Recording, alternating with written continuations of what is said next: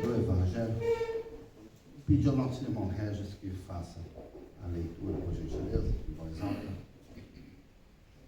E, convocando a multidão, Jesus disse: escutem e entendam.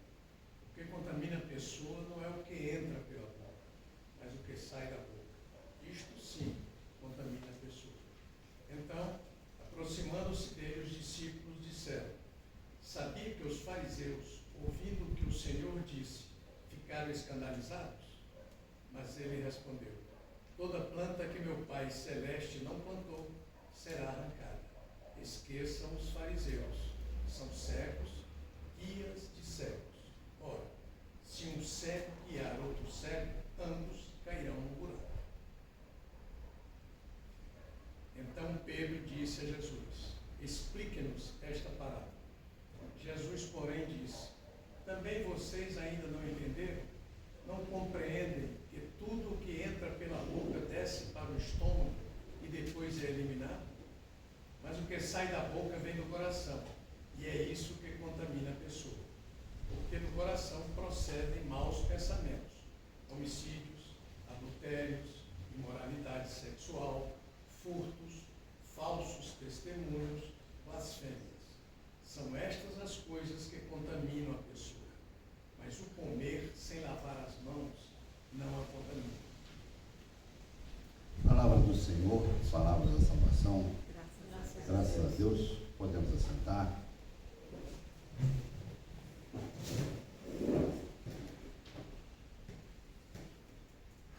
A gente costuma seguir, né, as leituras do lecionário litúrgico. E pode apagar essa daqui foi da semana passada. Eu não mudei o slide. Mas o lecionário litúrgico para hoje enfatiza o texto seguinte, que é de Mateus 15, versículos 21 a 28, que conta a história daquela mulher lá mulher cananeia, né? Que a filha dela ela queria que Jesus curasse a filha dela. Aí ela fala, né, que são os cachorrinhos se alimentam, né, das migalhas que caem na mesa. Eu preguei sobre esse texto há pouco tempo, então não queria repetir esse texto. Mas esse aqui, de Mateus 15, 10 a 20, ele não é muito comum ser pregado no lecionário. Existem textos realmente que inspiram a gente a fazer uma série de considerações, a viajar um pouco na análise do texto, enfim. E outros que são muito diretos. Eles não têm muito assim o que a gente acrescentar ou o que a gente comentar a respeito da mensagem que Jesus Cristo quer nos dar, né? Claro que os pregadores gostam mais daqueles que permitem, né, essas viagens retóricas, mas esses que falam diretamente, eles também são extremamente importantes. Às vezes a gente não valoriza tanto certos textos da Bíblia porque eles nos parecem muito óbvios, mas eles não são assim tão óbvios como parecem. Então é o caso desse aqui, né? Jesus tinha se encontrado com um grupo de fariseus e de religiosos, né? E que tinham vindo de Jerusalém para encontrar com Jesus e perguntaram para ele, por que os seus discípulos não lavam as mãos antes das refeições? Não é? Hoje a gente perguntaria isso para uma pessoa por uma questão de higiene, de saúde, né? Tem que lavar as mãos antes das refeições, não é? Por causa dos germes, bactérias, etc. Então a gente precisa lavar as mãos. Nesse caso aqui não era bem isso, era uma questão ritual, era uma questão religiosa. Eles, antes das refeições, eles tinham que fazer um ritual de lavagem das mãos que acabava servindo até para higiene, mas era considerado aqui parte da boa religião, da boa devoção. A pessoa devota, ela se lavava as mãos e o rosto várias vezes por dia, antes de fazer diversas coisas, diversas atividades. Então ela sempre lavava as mãos. Era uma questão religiosa. E Jesus não cobrava isso dos seus discípulos, né? Quando eles perguntavam por que os seus discípulos não lavam as mãos, na realidade eles estavam querendo cobrar, era de Jesus mesmo, né? Por que você, como mestre em Israel, por que você não cobra dos seus discípulos a obediência aos melhores rituais da religião de Israel? Não é? Então, Jesus respondeu a eles, questionando várias práticas que eles tinham também, consideradas muito piedosas, mas que eu não vou entrar aqui em detalhes, mas que no fim das contas eram usadas para outras finalidades. Era religião usada em proveito próprio. Então, Jesus questionou essa religiosidade deles, né? Essa preocupação ritual, essa coisa toda, essa pureza, que por trás disso se escondiam outras segundas intenções. Mas, nessa hora então, Jesus se dirige às pessoas, né, ensinando, e aí ele coloca isso, diz, olha, não é o que entra pela boca que contamina a pessoa, mas o que sai da boca. Isso sim é o que contamina. Toda religião tem preceitos, coisas a serem obedecidas, não é? E que devem ser observadas para a pessoa ser um bom praticante daquela religião. Todas elas, né?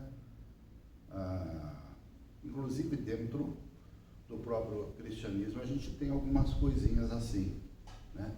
Se não tem na Bíblia, a gente tem nos nossos hábitos diários, né? Nosso costume, por exemplo, orar antes das refeições, não é? A gente vê, por exemplo, a gente está às vezes no refeitório, na escola, no trabalho e tal, e a gente vê, aquele ali é crente, né? Bota o prato ali na mesa e tal, e faz uma oração para dar graça pela refeição. É quase que uma marca de identidade, assim, né? Você sabe quem é crente e quem não é. Aquele ali é crente. Né? E outros hábitos assim que a gente tem. Né?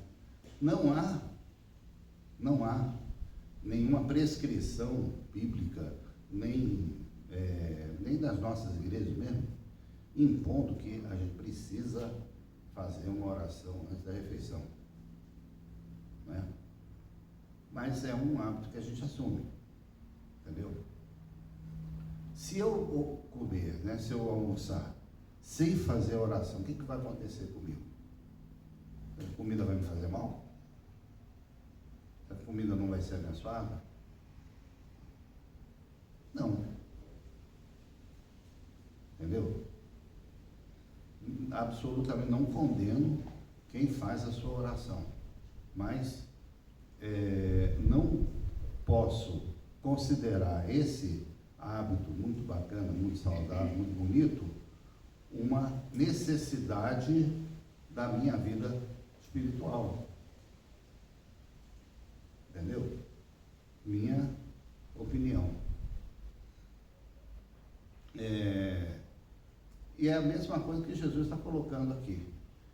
Porque na realidade não é o que a pessoa come ou deixa de comer que vai determinar a sua, digamos assim, a sua santidade, a sua correção, né, a sua saúde espiritual.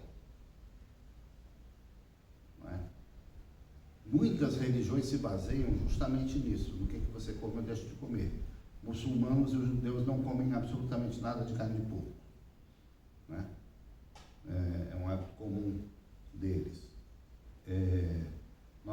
os adventistas não comem frutos do mar, e nem peixe de couro, só peixe de escamas, baseado naquela listinha lá de Levítico, né? Preceitos do Antigo Testamento, e por aí afora, né?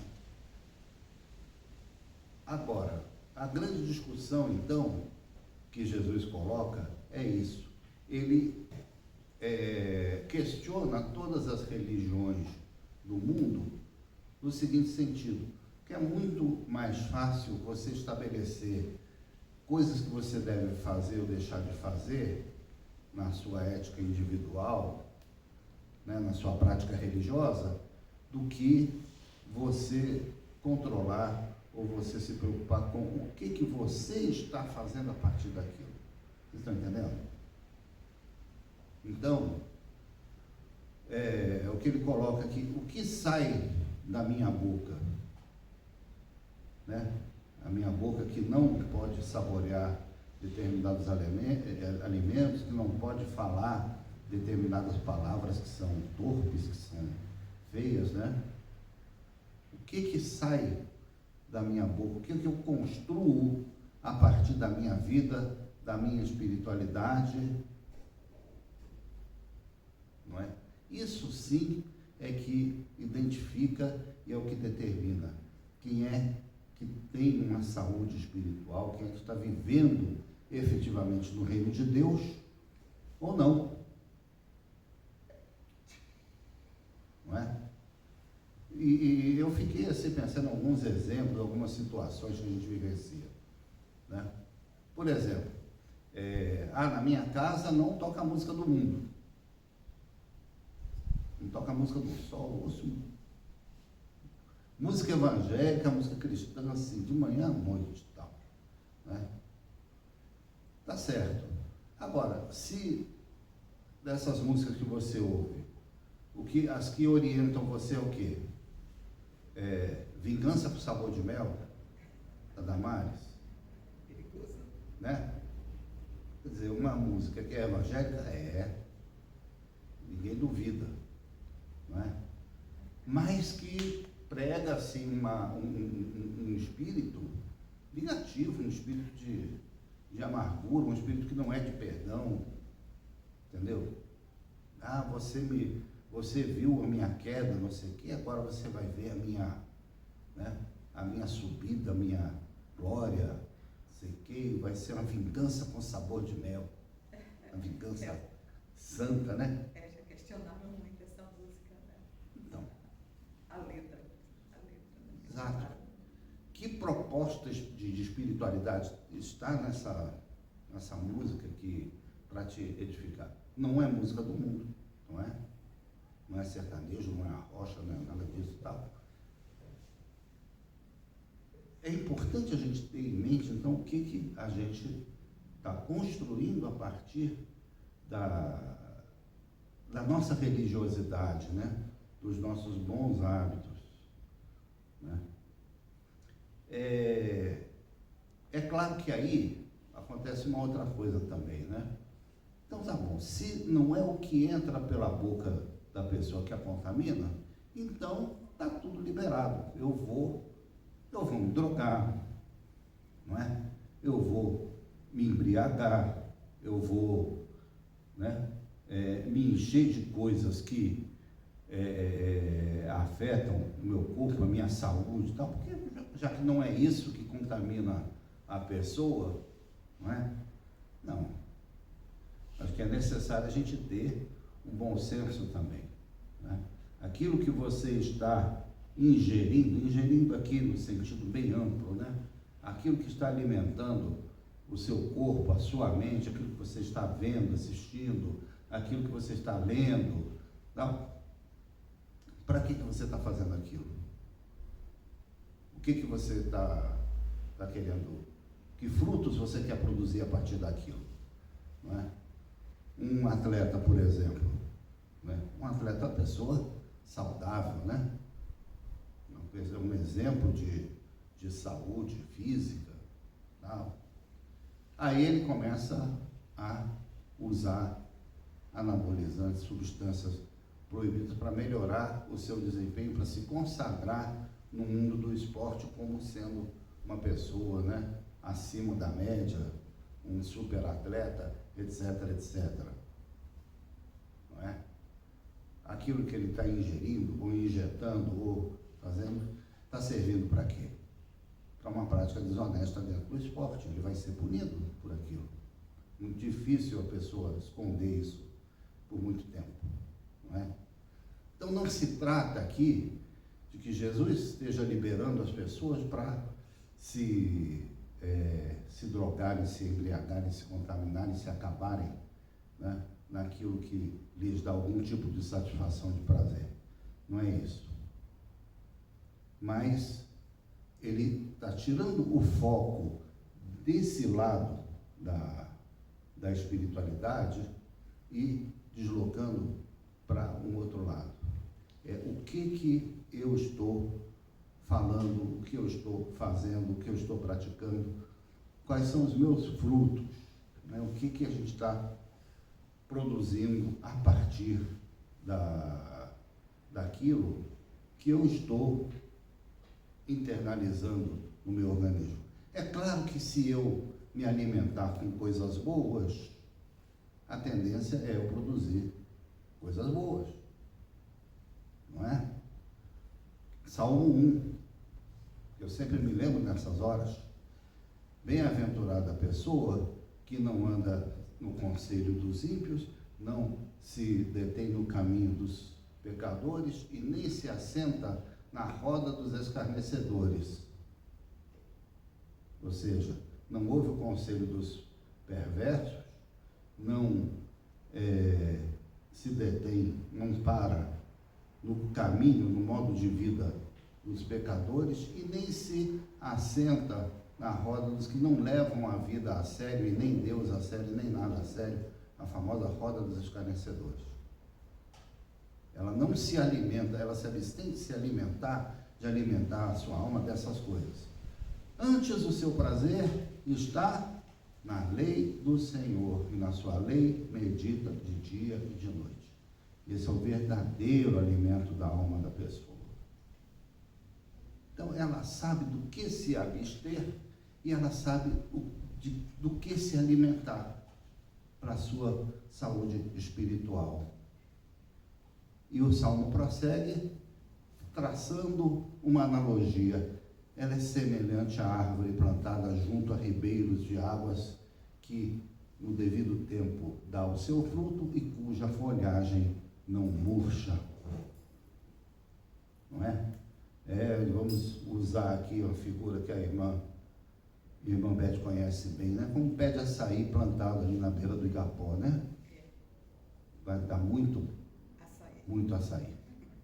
Não é? Que é assim que o açaí surge lá na Amazônia, né? Nas várzeas inundadas. Não é?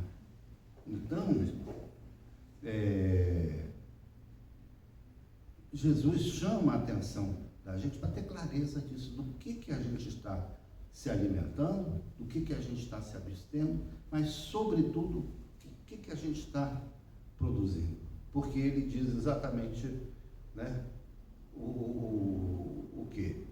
Do coração procedem maus desígnios, homicídios, adultério, prostituição, furtos, falsos testemunhos, blasfêmias.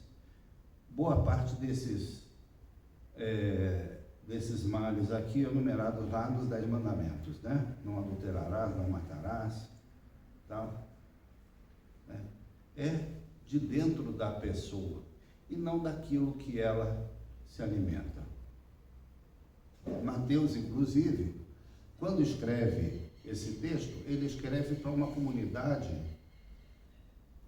de origem judaica, boa parte dela, mas que já convivia com uma outra comunidade que não tinha nada a ver com a tradição judaica, uma comunidade grega, e que não tinha nada a ver com esse negócio de carne de porco, carne disso, carne daquilo. Comia qualquer coisa, comia qualquer tipo de alimento, não tinha essas restrições rituais, não tinha essas limitações, mas que vivia frutificando no Evangelho de Jesus Cristo. Então, esse registro aqui daquilo que Jesus fala para essa multidão e da discussão dele com os fariseus é exatamente nesse sentido, de garantir a toda a comunidade cristã que isso era absolutamente secundário, que essas tradições não faziam mais sentido no contexto da igreja. Não é? Os fariseus eram pessoas extremamente bem intencionadas. Eles queriam, de alguma forma, traçar um modo de vida que era absolutamente de acordo com a lei de Israel. Eles queriam construir um ideal do bom judeu, digamos assim, né? Do servo de Deus mais correto, mais santo, mais... Não é? Agora, em nome desse ideal, separavam simplesmente as pessoas em diversas classes, né? Então, construíram uma elite espiritual, econômica, né, que era que dominava esse saber, e desprezavam as outras que por algum motivo não tinham esse conhecimento. Foi isso que eles conseguiram fazer. E Jesus, volta e meia, se defrontava com essa liderança religiosa.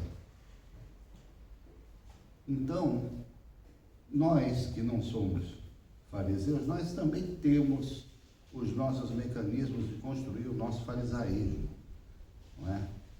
E de olharmos para as pessoas e, por causa de determinados hábitos, determinadas coisas que a gente não faz, aí diz, não, esse daí eu não quero contato com ele porque não é do meu time. Será que a gente não faz isso? Será que a gente não está mais atento, não é, a determinados comportamentos, a determinados costumes, e não está atento ao que a pessoa está construindo na sua vida, o que ela está fazendo? Não é? Eu fiquei muito muito bem impressionado pelo testemunho que deram as pessoas no sepultamento do mestre Zacarias, aqui do posto de saúde, aqui do Lago Norte. Aquele que dava aula de Tai Chi Chuan aqui, que era médico. E lá no sepultamento, um monte de gente deu testemunho assim, de como ele ajudava as pessoas, além da sua atividade profissional, além do que ele fazia aqui, né? Também em outras inserções na vida dele, não é? Era uma pessoa que eu tive essa impressão, pela sua vivência, pelos seus compromissos, né? Ele teve uma vida dedicada a servir, não é? Não era evangélico, né? E ficou pensando, será que eu, né, mesmo enquanto pessoa, eu estou fazendo alguma coisa, pelo menos comparável ao que esse homem fez na vida dele, né? Que marcas eu estou deixando também na minha caminhada, na minha vivência, não é? Acho que a gente precisa aprender também com o mundo, aprender com as pessoas que a gente encontra, não é? Para deslocar, então, o nosso juízo, o nosso critério de avaliação, não do que as pessoas fazem ou deixam de fazer, às vezes com a sua religiosidade, com os seus hábitos devocionais, e aprender muito mais com aquilo que elas produzem com a sua vida. Eu creio que é essa a lição que Jesus Cristo quer trazer para nós essa noite. Amém?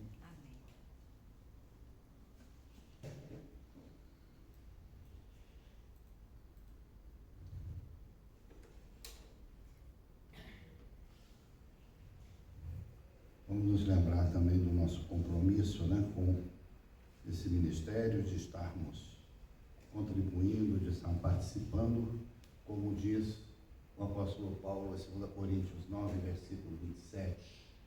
Cada um contribua segundo tiver proposto no coração, não com tristeza ou por necessidade, porque Deus ama a quem dá com alegria.